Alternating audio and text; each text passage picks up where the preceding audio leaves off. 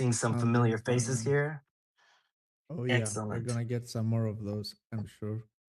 But for now, I'm trying to get Blanks up here, to do his intro and let us know about the news in the ecosystem real quick, and then we'll get into the interview. Oh, Yeah, there he is. sounds.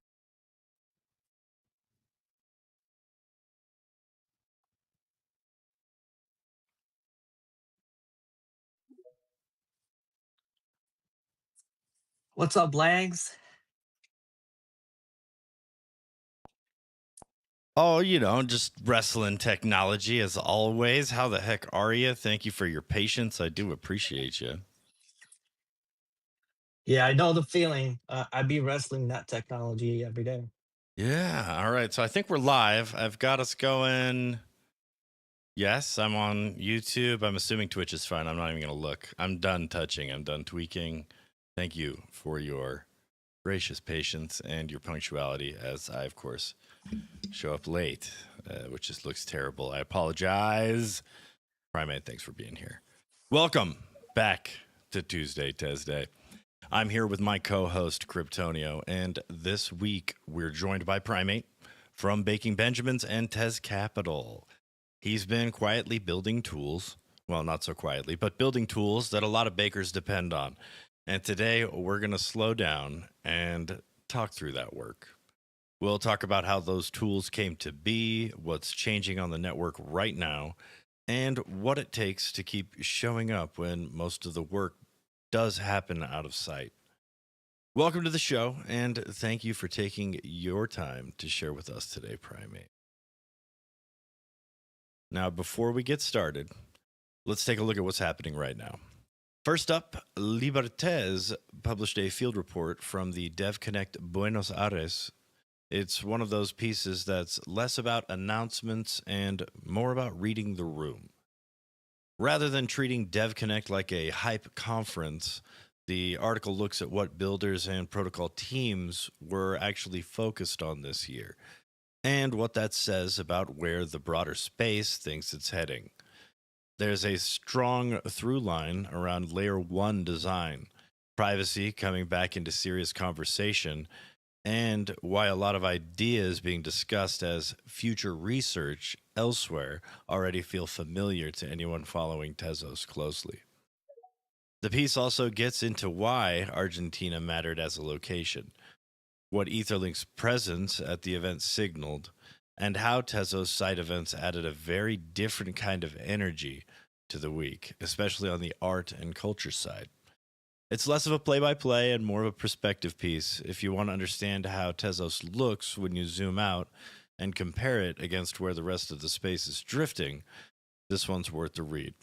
Full article is up now over at news.tezoscommons.org.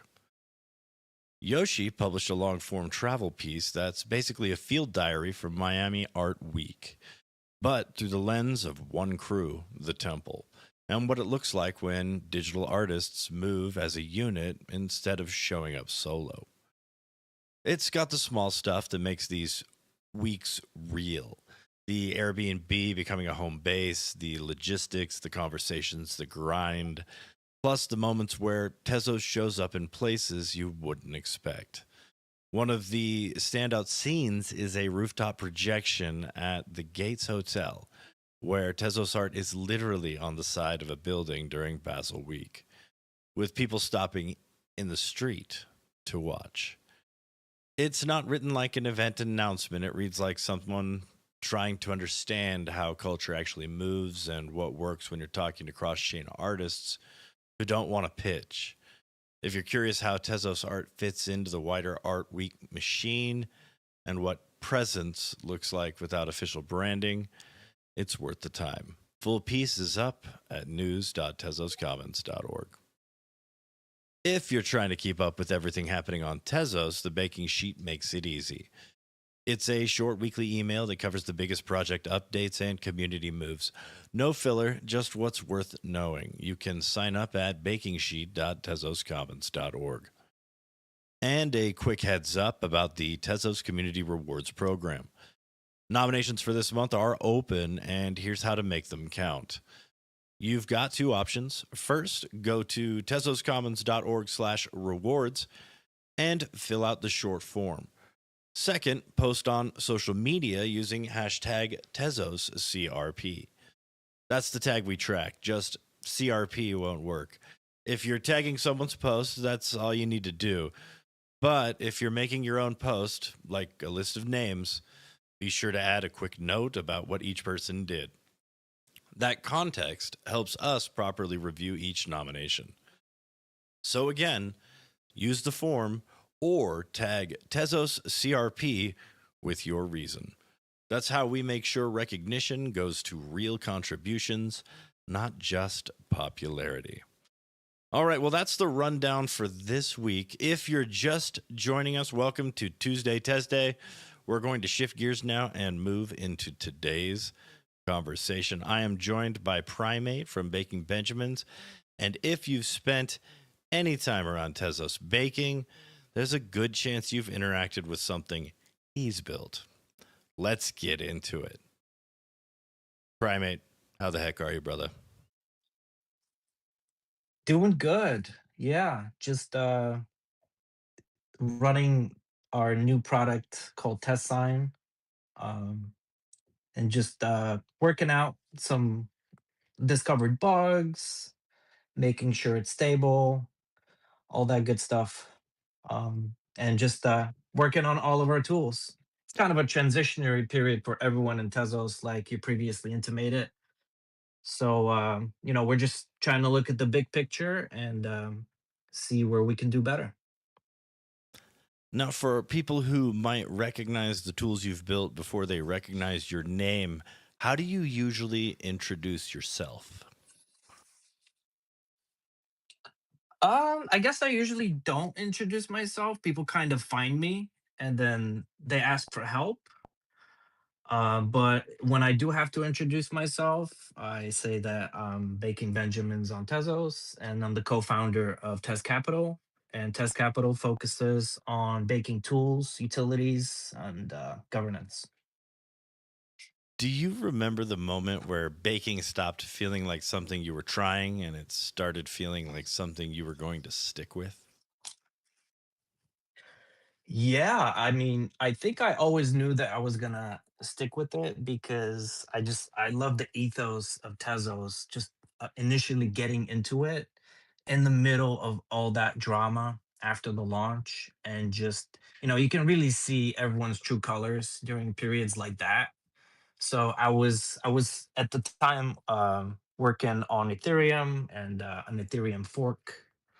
Um, called Etho, and just kind of learning the ropes of crypto and governance and how people behave in Web 3.0 governance situations. There's definitely a lot to learn there. But yeah, that's kind of what attracted me to Tezos in the first place. And as soon as I was attracted to Tezos, I said, I need to validate, that's what I was doing on Ethereum. That's what I want to do on Tezos. Look at Tezos. You have small bakers expressing opinions, medium bakers expressing opinions, core devs are listening.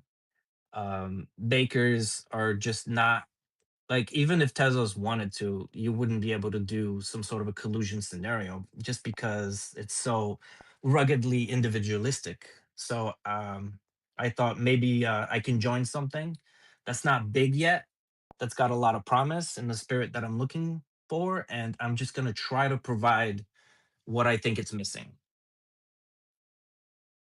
I asked that because a lot of people in this space come and go, and you've stuck around long enough that people rely on what you've built, sometimes without even realizing it. When you think about baking Benjamins today, what does running well actually mean to you?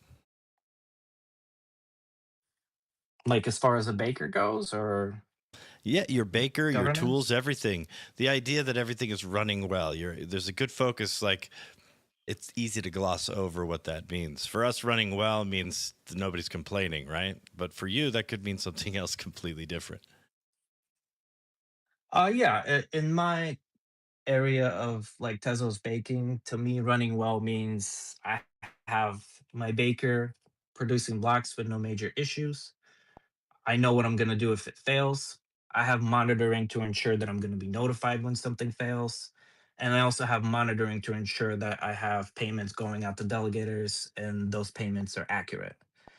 And I guess I am running well, because I like if I just wanted to bake Tezos and not do any testing or development stuff, I would just literally stop doing anything, and I would maybe get a notification once every 2 to 3 months to update. I would update, and that would be it.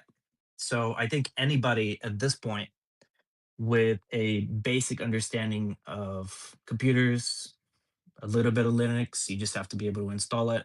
They can get to the level that I'm at, where you're not bothered by it. It just does its thing. And, you only have to reach out when you have problems. And from some people, we hear maybe once a year, maybe once every 6 months. Other than that, we're there. A lot of bakers use your tools without ever even talking to you. What problem do you think you ended up solving that people didn't realize they had? So to answer that question, I have to go all the way back to why I started and how I started baking on Tezos. So there was this gentleman. His name is V. He is the core developer of all TezCapital tools. I just help out with some very small menial tasks. I just wanted to be known that he's the brains behind everything. His attention to detail and care is, what shines through the stability and reliability of all the products. So when I was just starting to bake, I chose one of the available baking tools at the time. And it didn't work with my ledger because I was running a Mac with a virtual machine using Parallels. And at the time, it wasn't compatible. It's since been resolved. But I reached out to V and I said, you do kind of validator tools, node tools, automation stuff, programming. You've had a lot of experience in crypto. So, what do you think about maybe making a tool for Tezos? And to my great joy, he agreed, uh, probably after a little bit of cajoling. And that's how Bake Buddy was born. That's what we named it initially, and this still carries on in the installer. It still puts it in a Bake Buddy directory, so that's kind of cool. But yeah, that's how we started. At this point, like 4 years ago, and from there, Bake Buddy turned into TezBake. Then we decided that we kind of want to have our own delegator payment tool, so that's how TestPay was born. And then from there, it got hundreds of features. And, at this point, you can pay like 10 cycles at a time. Notifications are working. Everything can be fully automated, other than you topping up the payment account, of course. Then after test pay, we were like, well, the governance is kind of, it could use more visibility as far as what is going on in governance, what protocols are getting voted on, and there should be some sort of an easier way for people to vote on things, and there should be an easy way for people to be able for bakers to be able to inject a proposal that's not meant to be adopted in the code. It's just meant to like send a message. I think there's going to be times in the future where bakers are going to want to talk to other bakers in a way that sends a very strong message, and this is it. Somebody can submit a proposal and literally get everyone's opinion. Now, as we found out with some previous uses of this, if you do it in the wrong way, you're going to lose credibility. But obviously, some people don't care about that. The thing is that it's a permissionless network. So we have to be able to explore everything that can go wrong. And we should have avenues for people to do what they need if they think they need to do it.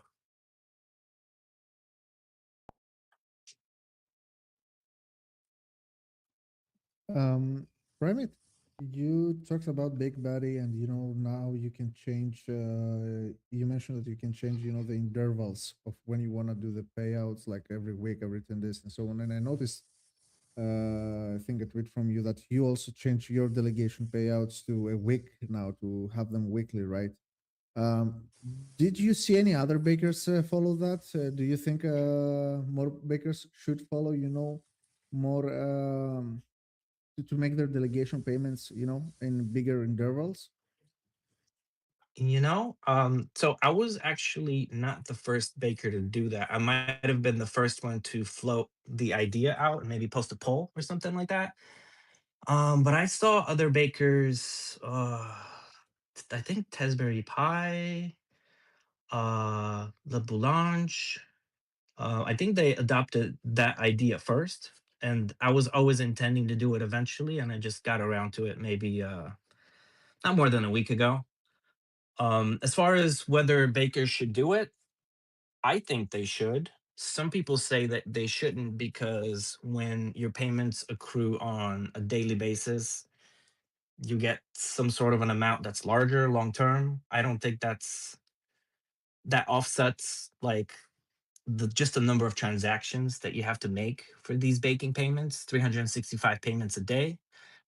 For some people that do taxes and stuff like that, that's just unnecessary like reporting that they have to do. So I think ideally you would try to minimize delegation payments and bulk them together just because they're going to keep going down and you want to decrease the reporting burden on people. So that's my view, but everybody should do what they feel is right for them and choose the baker that has the payment that suits them. Well, yeah. Now that you added, the tax point, it makes even more sense for me. Yeah, it's easier to track. There's bigger payments. Now, there is, devil's in the details. And if you're trying to verify your payments using a blockchain explorer, well, now you're having to add multiple cycles together and see if they match the payment. But we're hoping that in the future we can ease that burden by working with, the Baking Bat folks, maybe providing them an API or something like that. This is still in the exploratory phases. As people are adopting these payments, we're going to see if there's enough interest and then kind of go from there. What's interesting is that once people start relying on tools, the work changes. It's not just about building anymore. When did you feel that shift where maintaining things started to matter as much as creating them? Yeah, that's a good learning lesson just in general. Like when you have something where people rely on you for it and there's history behind it and you've known them already, it changes your schedule. I'll tell you that because when bakers message me that they're having issues, for example, I was at church yesterday. Found 5 minutes just to keep things going. Somebody's down. You never want to have a baker down, so you do what you can and you try to support your users, especially in our scenario where we don't have that many bakers on Tezos. We have sub 300 bakers, and maybe, it's definitely less than 50 people looking to bake at any given time, and maybe less than 2 to 5 of them that actually reach out to us on a weekly basis. So with these numbers, you know, you hyper focus and you help everyone individually. What's the part of this work that people underestimate the most when they say, why doesn't someone just build this? I mean, they usually mean well, and the people that say these things, and like from 0 to 99%, they are wrong in most cases because of all the details. But ultimately, at 100%, they're right because why shouldn't somebody do that? It should be possible. Of course, when people say things like, why doesn't somebody build like an appliance that you can buy at Amazon or Walmart? You plug it into the wall, you plug it into the internet, and it starts validating Tezos. I think that's a little bit more complicated because baking isn't just plugging in an appliance, it's safeguarding your keys. It's having to worry about slashing, getting delegators if you're going to pay them, possibly, you know, losing all your Tez. And for somebody that needs such an easy way to do baking, maybe that's not a great idea because they won't take it as seriously as they should. So for that, I'm not 100% sure. I think the bar for baking Tezos is just being willing to learn. And if you currently don't know, like, what does a Raspberry Pi actually do, or like what is Ubuntu anyway, the answers to those questions are not very complicated, and it would take the average adult less than a day to be able to be at a level where they can validate Tezos, and that's the threshold. You know, it's as easy as learning in a day, and I don't think it should be easier than that. So that's kind of my answer to that. Why shouldn't people build X? I want to zoom out for a second because all of that context really matters for what's happening right now at the protocol level.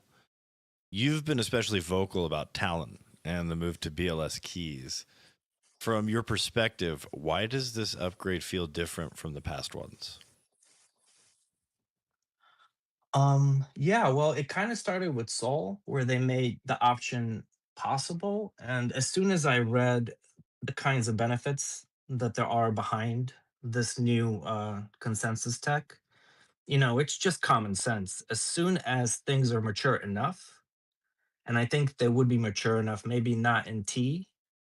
I mean, I'm assuming they're production ready and everything. I just mean super stable, no issues whatsoever, no patches, nothing like that. Everything just runs and works as expected. I think we should have a nice long period where we observe how the new consensus behaves. If there's any issues in S, we fix them in T, right? And then in T, the new BLS signing is fully ready and we're ready to adopt it. And if we push it really hard, I think there's a good chance that we're going to end up adopting it in maybe 9 months to a year. A good optimistic scenario. I think that's reasonable enough to be able to minimize the bandwidth it takes to validate Tezos. It's something in the realm of 50x or more efficient. So where before you might have been burning a terabyte or something like that a month, or everyone's use case is different. They connect to different numbers of peers and all that stuff. But if you can optimize that by 50x, that's amazing. And then on top of that, small bakers have always suffered from the malady of never knowing what your luck is going to be. Some cycles, you eat caviar, and some cycles you barely get anything. So everyone using BLS will give you the same rewards every cycle, and that's predictable. That's something that you can tell people that they don't have to watch out for. Right now, when we onboard bakers, one of the things is like, oh, why am I not getting as much rewards as I should be? That's one of the things that it would be nice not to have to tell people about. So, for smaller or home bakers, what's really at stake in this transition?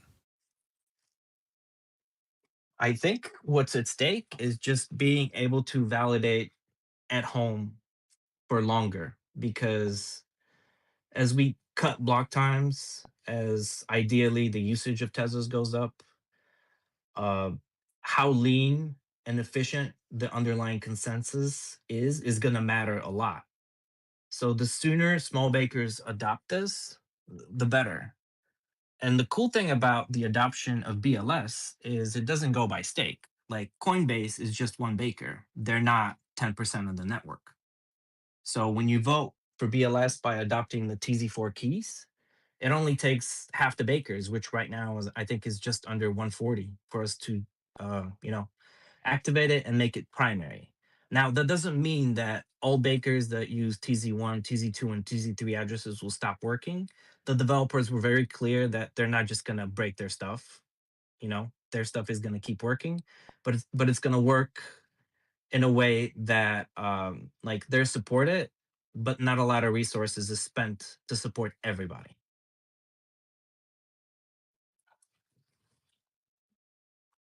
All right, so let's talk about TezSign.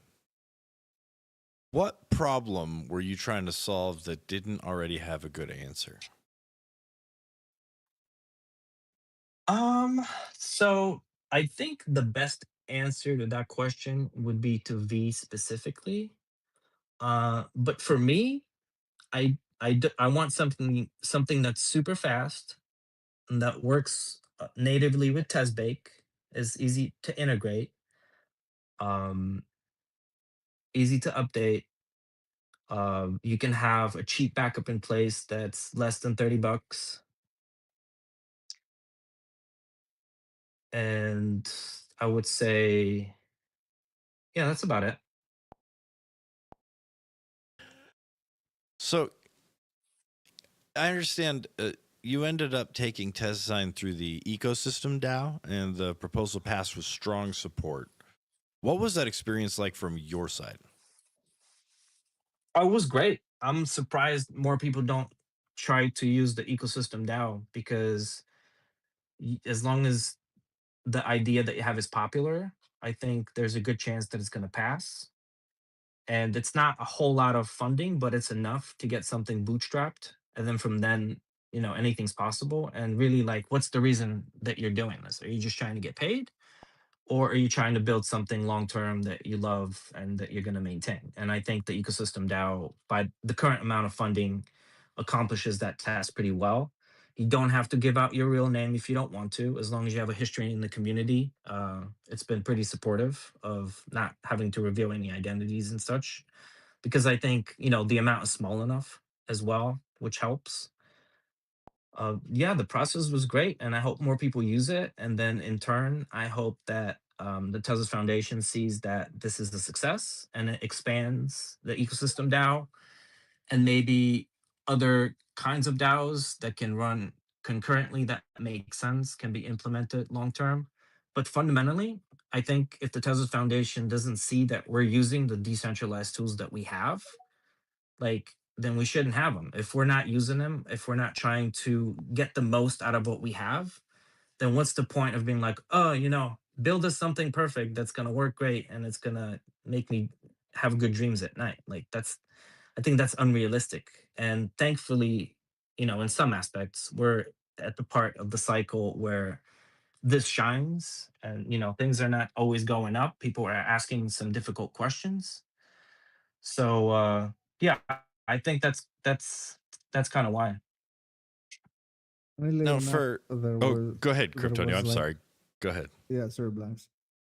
We had like a period of around a year, I think, that we got no new proposals in the ecosystem DAO, and then you put out the TezSign proposal. It got funded, and since then we had three more. Like you kickstarted it back into action again.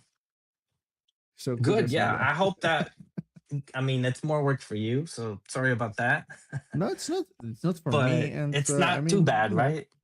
yeah, no, I think it's like the current system is not perfect, obviously, but it's quite automated already. Like we know the process now. People just post their proposal, the community discusses it. If there is no serious objection or anything, it gets the off-chain poll starts where people can vote with their tez, and if enough people vote, then it goes on chain and for the to get signed for the funding, right? So it's not that much work, I think. But yeah, I was hoping that people will start using it more, to be honest. And the good thing is that now we might even run out of funds in there, and we'll have to see if it gets replenished by TF or how is it gonna go. So yeah, I'm really glad that you kickstarted it back into action, man. Yeah, I think at some point we're gonna have to use something like that one way or another when the developers produce like protocol Zeta or whatever in 2037, and we have to fund it from the protocol. I think one of the realistic ways that we can fund things is through vehicles like the ecosystem DAO. We can put the receipt in a protocol. Everyone generally agrees that these are, the bodies that should be funding things.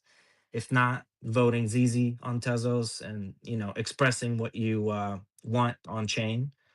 So the signaling would be there to like send a vote of no confidence or something like that. So I think the sooner we start using this muscle, the better. And the sooner we start thinking about maybe even bootstrapping a small like protocol ecosystem DAO receipt, I don't think that's something that we would do necessarily this year or next year.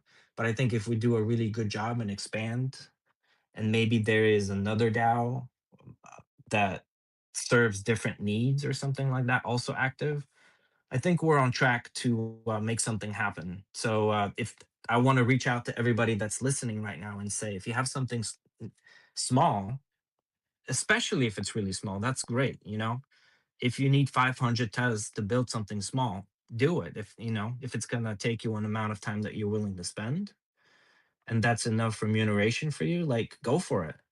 Um, there's a lot of examples already on how to do things. So just shoot your shot. I want to dig a little bit deeper on that you said. Another DAO being active. Like I feel like you have something specific in mind. Do you have anything like any examples of what you've been thinking about? What is missing? I would be so interested to hear that. Yeah, we kind of already mentioned that. Like, it's a little bit more work for you. Now imagine having to fund the whole ecosystem, and that's gonna be a ton of work for you. So just like with everything else on Tezos, we decentralized tools, we decentralized governance, and we decentralized funding. So whatever the ultimate funding vision is, I don't think it's going to be a single DAO, because that's just, unless it's a DAO that distributes to like other sub DAOs, I don't think it would make sense logistically.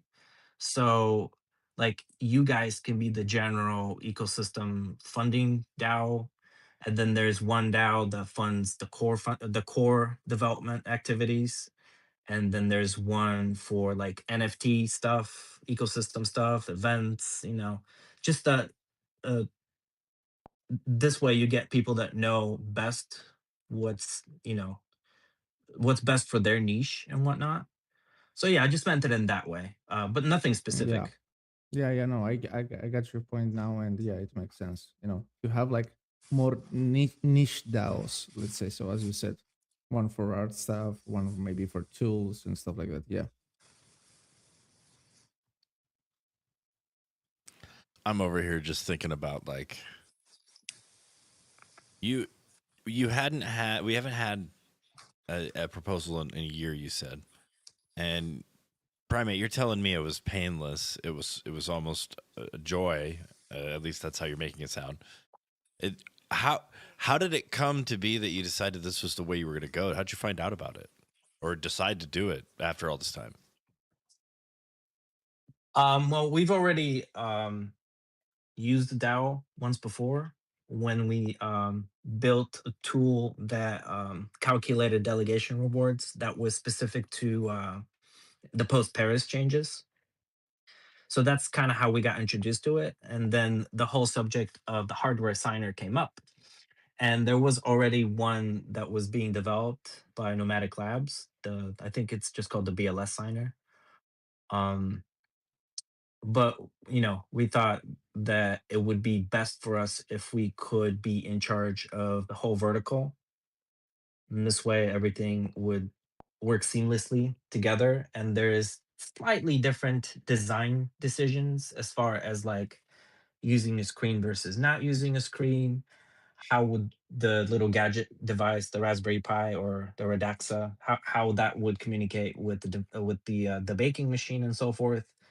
So we just thought that it made sense, and even though it would take more than what the ecosystem DAO could fund at one time, we would just do it, and then we would have the signer. And we've already made a few additions and changes to it, but theoretically, it shouldn't need any more funding unless there is some changes or some additions that need to be added, and maybe then we can reach out again if that makes sense. But for now, that's kind of how it worked out. It's great that we have a vehicle for funding that can fund alternative tools. I don't think we should ever have like the wallet or the baking tool necessarily. We should have at least two. And quite honestly, I think that goes down to the protocol level. We shouldn't just have one Octave client. We should have something else. But that's a larger discussion for the next 5 to 10 years.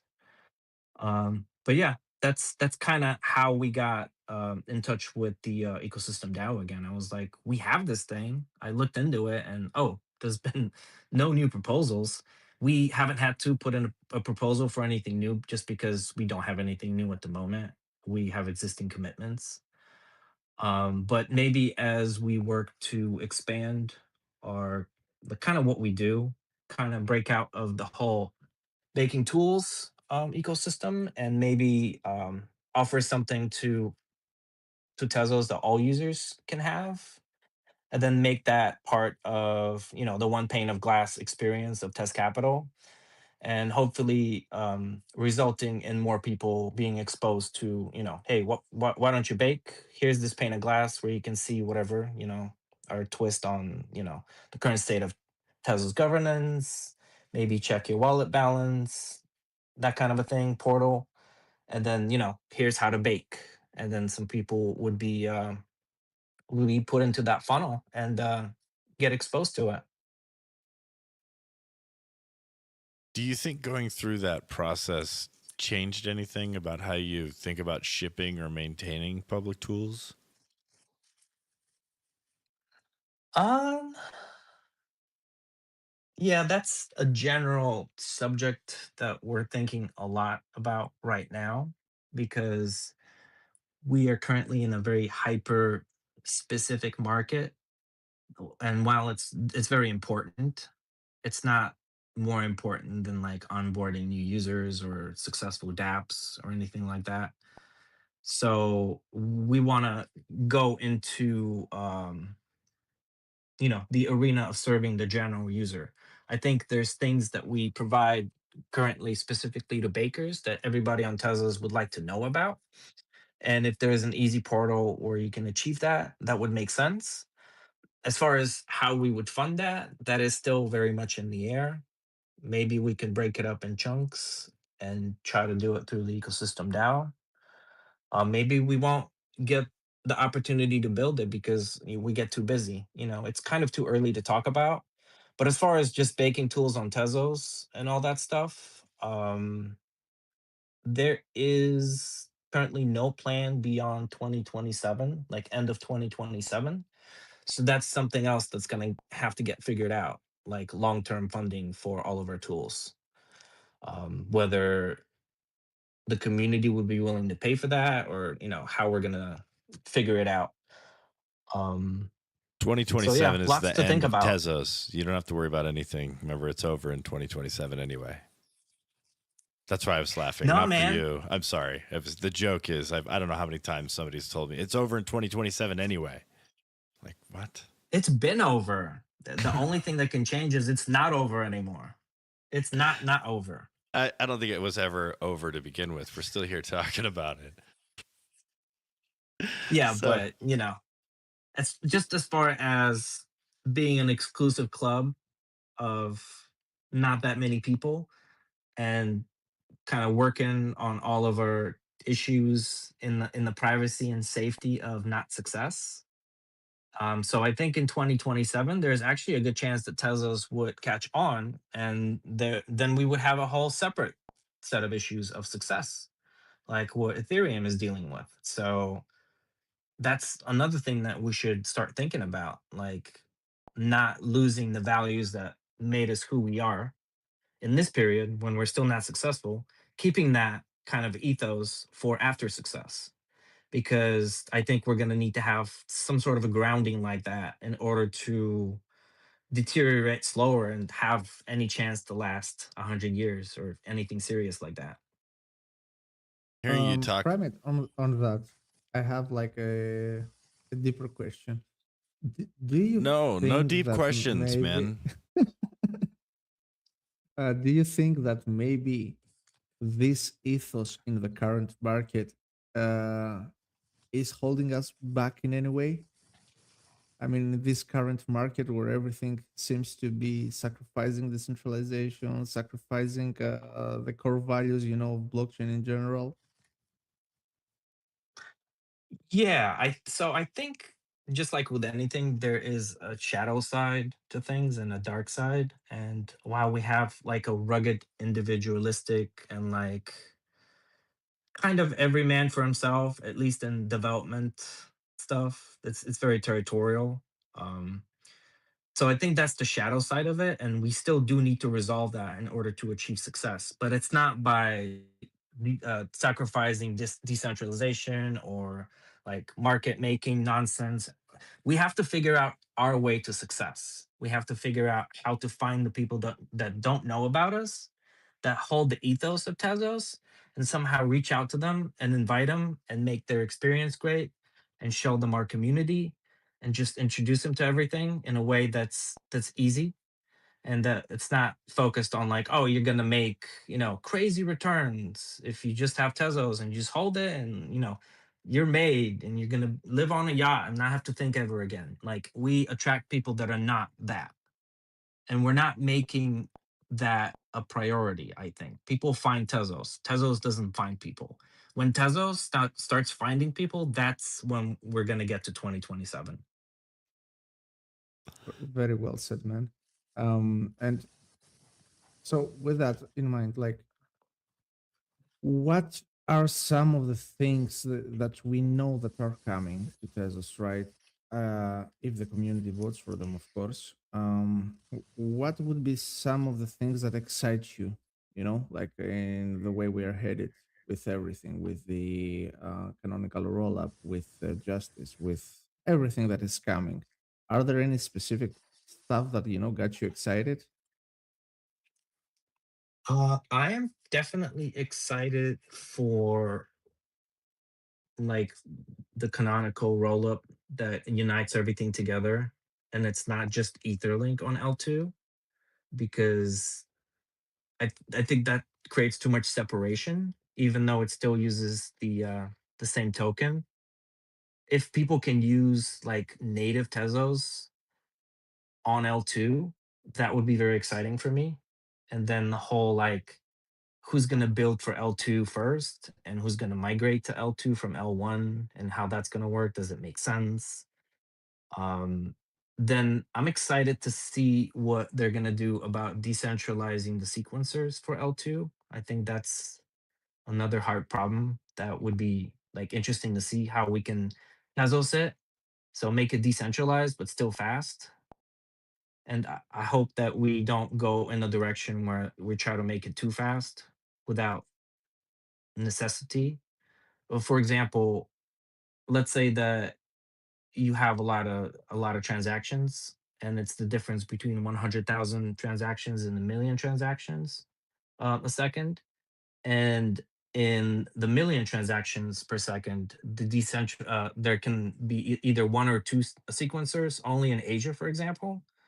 And then in the 100,000 ones, there's two sequencers, one in Asia, one in Europe, kind of a thing.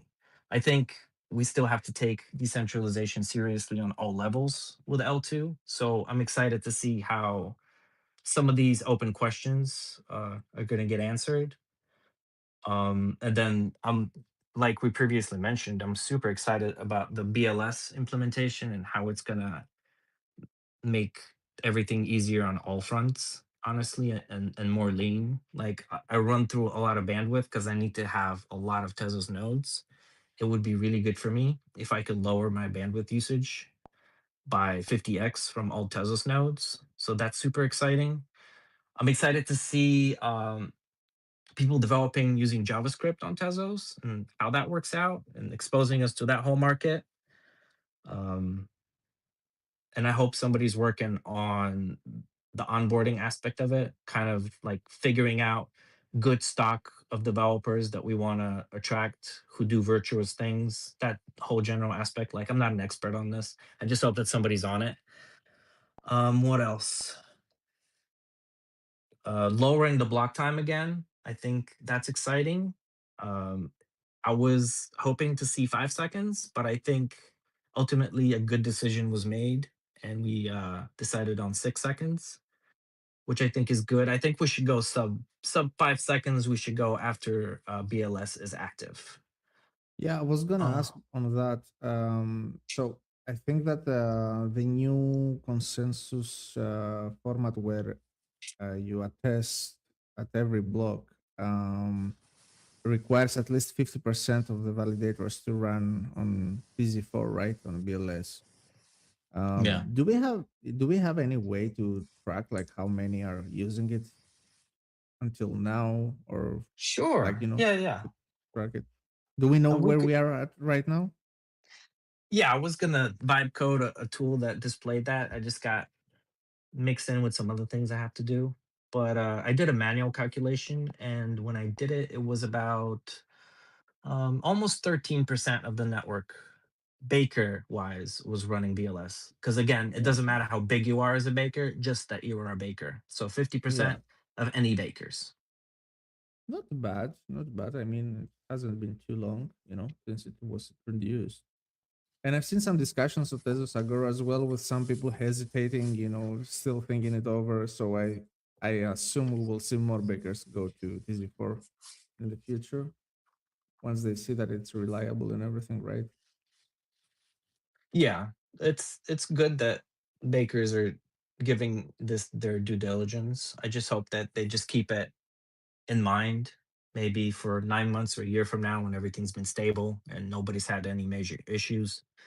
The people just adopt the better tech because like we're doing a mad dash trying to outbuild everybody for probably not 2027. That's too soon, but like 2030 or so. There's a lot of like building and architecting that has to be done, post quantum, privacy stuff, stuff like that. So as we get good tech available, we should give it enough time to prove itself and not have any issues. But then I think we should adopt it as soon as we can, so we stay competitive in this field. We have about 15 to 20 like pretty direct competitors that are also catching up and doing pretty well. So we want to stay on top of that. Stability is one thing, and once we start working on L2, that's gonna be less of a concern because L1's gonna stop getting major crazy changes, and the work is gonna mostly focus on like L2 stuff, and that's all separate. So yeah. Yeah, I'm not sure on that. Do you really think that they will stop? Like, I mean, I still feel like they will still be working on L1 with a lot of stuff because it's really tightly connected to the L2 and how everything works, like with the DAL, with taking the block times even lower on the L1. And as you said, adapting new tech and everything. I think we're going to still be seeing, you know, updates coming, like as we're seeing now. Maybe not as major. I agree on that. Maybe not as major. Yeah, I'm thinking by 2030, it's gonna slow down a little bit and Oh, gotcha. Yeah. become predictable and more like, no issues. This is how things get changed. Like Bitcoin, for example. Yeah. There's a lot of Yeah. people developing Bitcoin, but there's really not a lot of change. It's just like stability, efficiency, uh, some new features, sure. But yeah, um, Makes sense. Yeah. nobody So really knows. true. That's true. Another thing that I want to touch on is the number of bakers, because I'm one of the people that kind of agree with you. I think that you are advocating for bigger baker numbers, right? To increase our bakers. And I think I feel that way too. Like we need to increase our bakers. We're sitting now at something like 265, I think. What would be your idea of how to achieve that? Like, how do you think we could increase the baker numbers? Hmm. Well, I mean, I've been trying to answer that question for a long time now. And I think the fastest answer is to expose more NFT creators and collectors to baking and explain why it's important and why, if you want to have art that works on Tezos, you want to validate Tezos, you want to govern Tezos, you want to manually pin your art, that sort of a thing, self responsibility on Tezos. But what I think we should stop doing is, so for example, when Paris was adopted, I think it was Paris. Yeah. A lot of bakers, I think, as much as 50 initially. I'm not sure how many rejoined, but it's definitely not the full 50. They stopped being bakers because they when delegation power was lowered, actually it was lowered twice. So they this happened twice, and we lost bakers both of those times. Like it just happened, right? I think what we could have done was, and again, that's something I could have thought about and brought up. Obviously, this is, after the fact thinking, but like we should have done something for the bakers that couldn't bake anymore. We should stop doing things that lose bakers without making it up to them, knowing that it's going to happen. Because that's not really the best experience. One day you're baking Tezos, the next day you're not, and you're like, "Well, I didn't change anything. They advertise themselves as like low entry, but nobody told me anything," kind of a thing. And I think it would have been a different reality if people woke up the next day and there was just a tiny bit of Tezos extra just sent to them from somewhere, from some benefactor, and they could just reactivate or not even stop baking. Like if we operated on that level of consideration and if there was that organizing principle that could allow this, I think that's when we would shine. It's too hard to make it. You have to find everything, you have to learn everything. Like there should be a way that we could serve those better that are using Tezos for baking, essentially. Would it be all right if we open up the stage for questions if anybody has any at this point? I mean, for the last few minutes. All right. Appreciate you, man.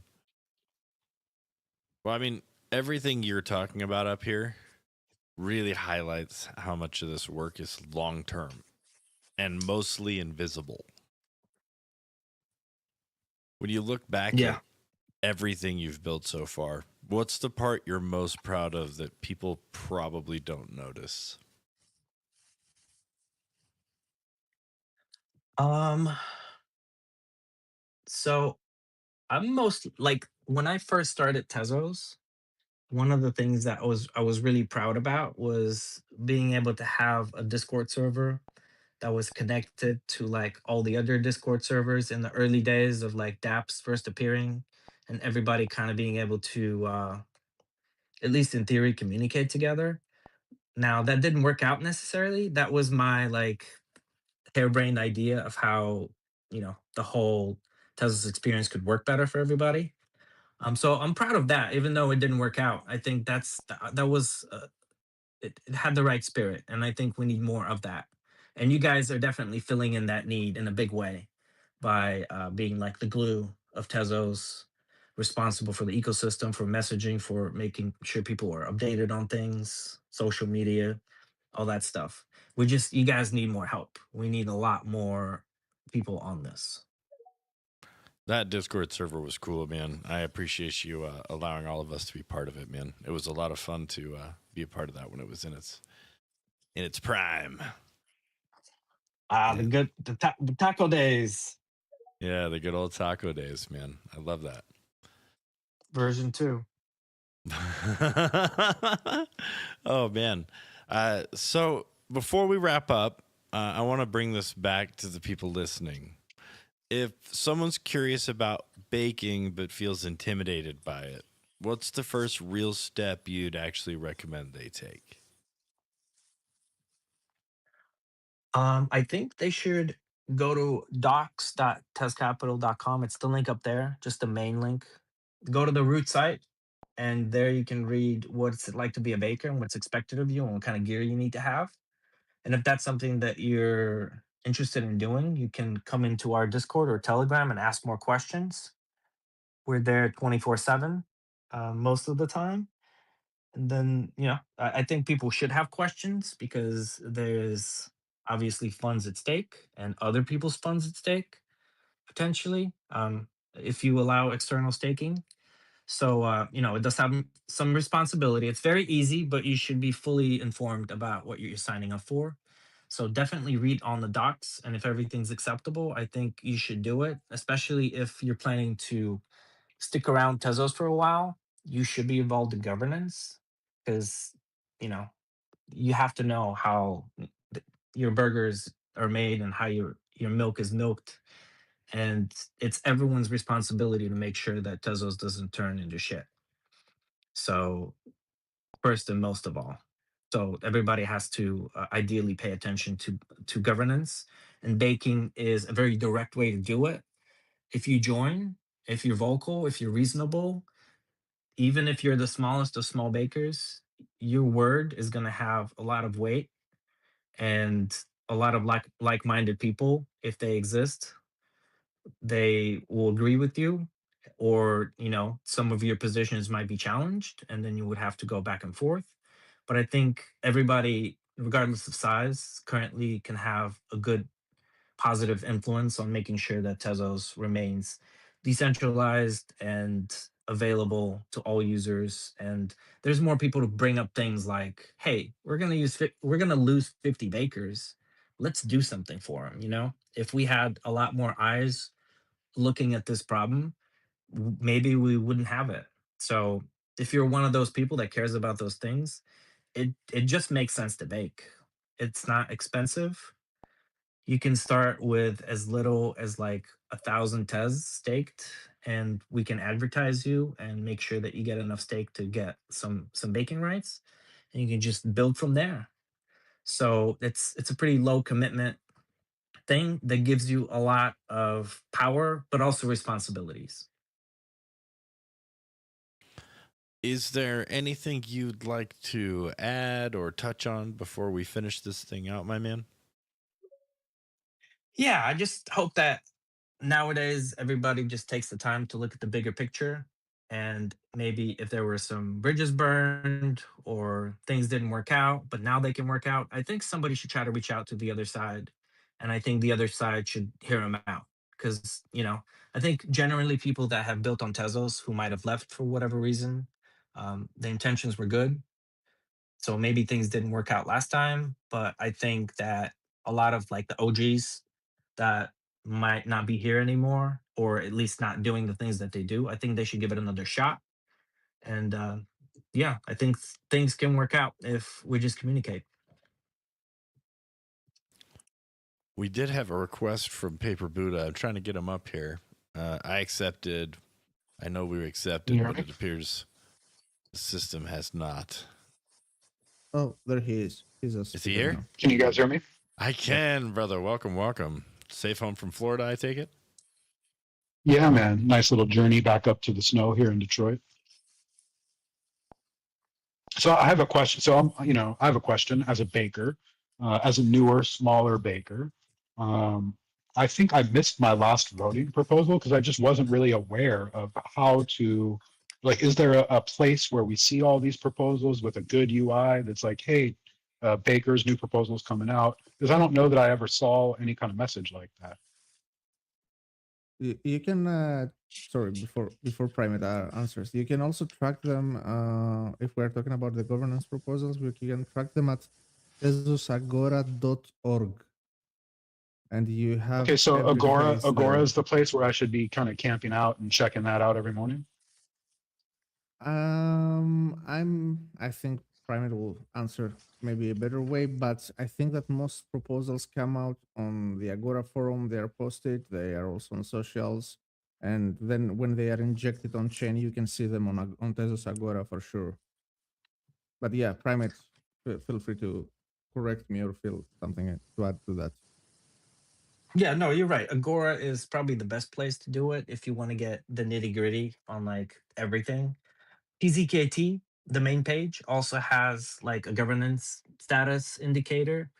But fundamentally, as a baker, like once you get an idea of how proposals run, like first there's a bunch of proposals competing for which one's going to be voted on. Then there's the first vote. Then there's the 15 days of testing. Then there's the second vote. And then there's the 15 days of adoption. So you kind of look if we're currently in a period where we are selecting proposals, because then you know that for the next month, you're going to be voting essentially, right? But once a proposal is selected and voted on the first time, then all you have to do is worry like a month from then doing the second vote. So once you kind of realize that you only need to pay attention during like this period of 2 weeks or this period of a month, you get an idea that a proposal is not coming in the next whatever days. Like for example, right now we're in testing, I think that just started. So for 2 weeks you have off. Ideally, you would get on a testnet. Testnets.com, I think, is the website, and just spin up a node, make sure everything works. And if you're developing an app or whatever, you would do the same with your app to make sure that there's no breaking changes. Take a look at the changes log and stuff like that. Um, yeah, it really depends on what you use. You can even just rely on Twitter. The Nomadic Labs Twitter account always posts about proposals and when it's time to vote, or the Tezos account itself. But once you realize how voting works, you're just going to have a gut feeling of when you need to be checking. So it's just going to take a little bit of time. Okay, cool. Yeah, so I'm on the TZKT main page, and then I just saw like the governance. I clicked into that, and it shows we're in a period duration from the 13th to the 27th for testing. I'm looking at the right stuff. Yep. Yep, that's correct. All right, we learn together in public, guys. It's the best That's way. right. I mean, because if you're doing it in public, you've got this whole crew of people holding you accountable, you know? Exactly. Well, do you have any other questions for my man Primate while we got you, Buddha? Well, probably like a million, but we're we're in the group chats together, so I don't want to bore everyone to death. I am curious, like how long have you been baking? I've been baking since. All right, thanks for joining us for Tuesday. No, I'm kidding. I'm kidding. 2020, February maybe. May, yeah, May okay, 2020. So kind of not the most OG person in Tezos, but it's okay. Well, it's baking longer than Hen was, like before Hen, right? Yeah, yeah. Oh, yeah. He's baking since baking was the only thing you could do. Tezos. Is that the qualifier? If we're before Hen, we're OG? Is that the new line in the sand? No, even beforehand, we at least had one Dex and we had some tokens come out. But when he started baking, there was not even tokens out there. Yeah, not even Dexter. Yeah, No that's what I'm Dexter. talking about. Yeah, Dexter was the first Dex that we had, right? Yeah. Yep. Yeah, Dexter. Wow. I'm going down memory lane right here. All right. Before we end up going all crazy with nostalgia, you know what? I'm going to end on this one because I'm curious. Tezos has a habit of roasting itself. Do you see that as a weakness or as proof that people actually care? I think it's great. I think it shows that people are realistic enough and love Tezos enough to expend the effort, kind of suggest, even if satirically, about what's wrong and what can be done better. I don't think we should ever lose that. The Moon Boy vibes are not for me. I think they long term are a big risk to a system because they make people less grounded in the reality of the technology and more into the hype of the gains. And while sure gains are important and it would be great if we have Tezos as a fundamental tech, if we build it on sand, it's going to be shit long term. And unless you want to live on a yacht and not think again, I think you should take a more realistic approach and build something. Primate, thanks again for taking the time to join us today. I really appreciate you walking us through the work and the thinking behind it all. And thanks to everyone else who's joined us live. This has been Tuesday Tezday. Stay curious, stay connected, and we'll catch you next time. Thanks for joining. Thanks. It's been a pleasure.